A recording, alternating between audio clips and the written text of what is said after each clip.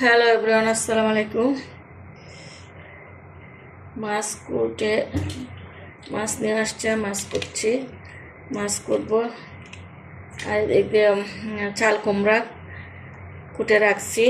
চাল কুমড়া দিয়ে পাঙ্গাস মাছ দিয়ে রান্না করবো। চাল কুমড়া দিয়ে পাঙ্গাস মাছ ভালো লাগে। মাছ কেটে এখানে রাখছি।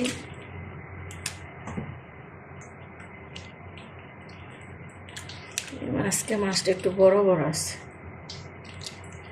এভাবে ফেটা ফেলায় রেখে দিই।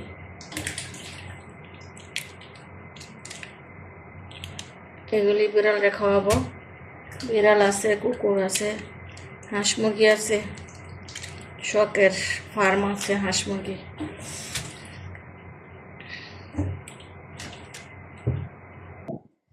মাছ এভাবে ময়লাটা ফেলে রাখলাম, পরে রান্না করার সময় যখন বাইর করি তখন রান্না করব। এই মাছটি মানে ইয়াতে বরিশালে এই মাছ সাগরে মাছ আছে। সেদিন দেখলাম, এটা আমাদের সুন্দরবন সাগরে মাছ না, সেদিন দেখাইছে বরিশাল, এটার বলছে সুরমা মাছ। ঠিক আছে, তো বাংলাদেশে তো এই মাছটা আছে, আর এই দেশে বললো শোর মাছ। ঠিক আছে, তো বাংলাদেশ তো আছে, দেখা যায় মাছটা কয় সুরমা মাছ। ঠিক আছে, সুন্দর যায় লেগে কয় সুরমা মাছ, আর এখানে কয় শোর মাছ। কোনো দেশে গালি, কোনো দেশে বলি। এইখানে না নাম আছে বান্দর, তারপরে চামার। আমি চাকরি কলেজে চাকরি করতাম, তখন কলিগ মহিলা মেয়ের নাম সামাক। তা আমি বলতেছি মাছের কয় সামাক, আমি বলতেছি তো মেয়ের নাম কি? আমি মনে হচ্ছে সামার তো হবে না, সামার তো আমাদের দেশে গালি না।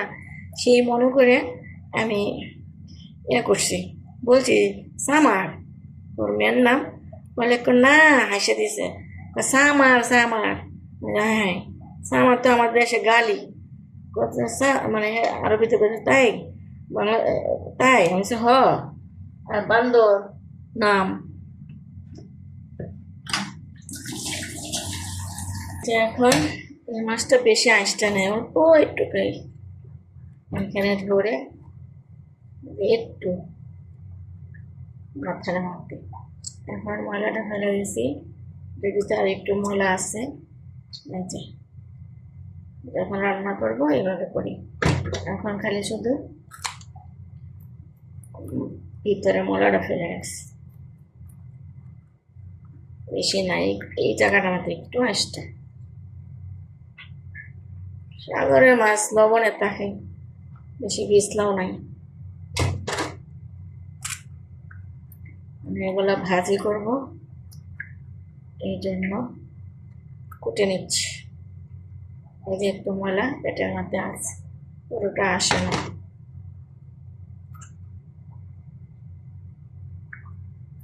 এই মাছটা ভাজি করে খেলে অনেক স্বাদ লাগে, কাঁটা কম, নরম কাঁটাটা।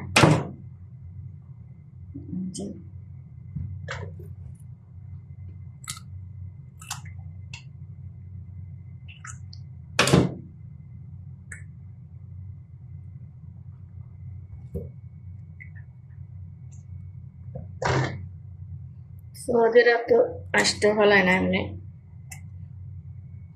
ওভেনে ভাজে, তেল তো ভাজে না, পরে খায়। এইটি আমি কুমড়া দিয়ে পাঙ্গাস মাছ রান্না করবো। আমার কাছে খুব ভালো লাগে লাউ দিয়ে কুমড়া দিয়ে পাঙ্গাস মাছ খাইতে, তেলে ভরা। আর আমরা দেশি মাছ খুব কম খাই, ফ্রিজ করা থাকে তো, বরফে থাকে, অনেকদিন পরে আসে, গন্ধ করে। আমি অনেক সময় শখে আনি। মিঠা পানির মাছ তো একটা স্বাদ আছে, সবসময় টাটকা সাগরের মাছ খাই আমরা। সাগরের মাছ উপকার, খাইলেও ভালো, টাটকা পাওয়া যায়। মাছ ভাজি করতেছি, পেঁয়াজ দিলাম,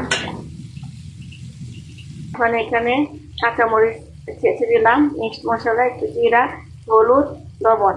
মানে কাঁচামরিচ দিয়েছি এই কারণে মরিচের গুঁড়া অনেক কালার হয়, লাল হয়ে যায়। তখন কুমড়া লাউ মানে কালার হলে ভালো লাগে না, মনে হচ্ছে কালার আসে না, একটা কুমড়ার কালার আছে না, এই কালারটা আসে না। তেল যে উঠছে, সব তেল ছেড়ে দিচ্ছে। একটু তেল দিয়েছিলাম বাজি করতে, সাবধানে দিতে হবে। তেল ছিটে আসবো, এই জন্য আস্তে আস্তে দিলাম। হলুদটাও কালার, হলুদ অল্প দিয়েছি, তারপরে কালার আসছে। আমি চাই কুমড়া লাউতে এভাবে মানে কুমড়া লাউয়ের একটা নিজস্ব একটা কালার থাকে, সেটা ভালো লাগে। আর কুমড়া লাউর মধ্যে মশলা কম দিতে হয়। কড়াই ভরে গেছে, মাছ দিলে তো জায়গা হবে না, হবে আরও মজা দেব এটা কুমড়াটা। এই যে মাছ দিলাম, ইলিশ মাছ রেখে দিব। এখানে আলু ভর্তা বানাবো, নতুন আলু উঠছে, নতুন আলু আছি, ভর্তা ভালো লাগছে, সেই জন্য ভালো লাগছে নতুন আলু।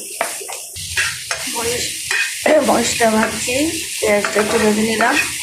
পেঁয়াজে মানে কাঁচা কাঁচা গন্ধ করে আর হয়, পানি উঠে পেঁয়াজে, আর মোটা মোটা দানা।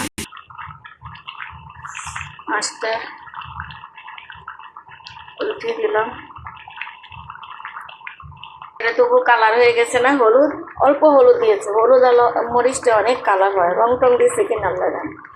ধনিয়া পাতা দিচ্ছি, ধনিয়া পাতা দিলে তো আরও মজা বাড়াবে, কারণ পাঙ্গাস মাছ রান্না করলে ধনিয়া পাতা অত বেশি করে চিরা দিয়ে রান্না করলে গন্ধ লাগে না।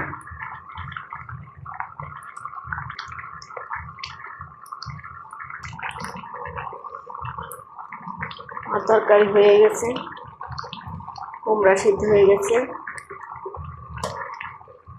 ধনিয়া পাতা দিয়েছি। আলু ভর্তা বানাবো, আলু ভাতের সাথে দিয়ে দিছি, ভাতের সাথে দিয়ে দিলে আলু সিদ্ধ হয়ে যায়, ভাতও হয়ে যায়, এক্সট্রা আমার সিদ্ধ করতে হয় না। রাইস কুকারে আলু দিলে, বড় বড় আলুটি দিলে সুন্দর মানে আলু ভর্তাটা হয়, পাঞ্চা পাঞ্চা লাগে না। অনেক ঝাল, হাতে ভাঙলে হাত ছলবে, এই জন্য এটা ছেঁচে দিব। আর আলুটা ভাতের সাথে আছে, যখন ভাত বাড়বো বা রেডি করবো তখন আলুটা এটার সাথে মিশাবো। আলু ভর্তা তো সবাই করতে পারেন। ধনিয়া পাতা দিলাম, এটা ছাঁচা দিব। একটু বড় গোস্ত ছিল, এটা গরম করতেছি। আমার কাছে এই যে বাসি হলে গোস্ত মজা লাগে, এই জন্য আমি প্রথম প্রথম কম খাই, তারপরে যখন আস্তে আস্তে একটু বাসি হবে তখন খাবো। ভাতের সাথে আলু দিয়ে দিয়েছি, একবারে কাজ হয়ে গেছে। এই যে গরম গরম এখন এটা দিয়ে ভাঙতে পারবো।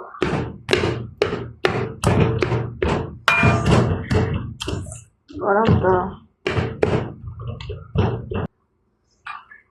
এই যে আমার আলু ভর্তা হয়ে গেছে। সরিষার তেল দিব।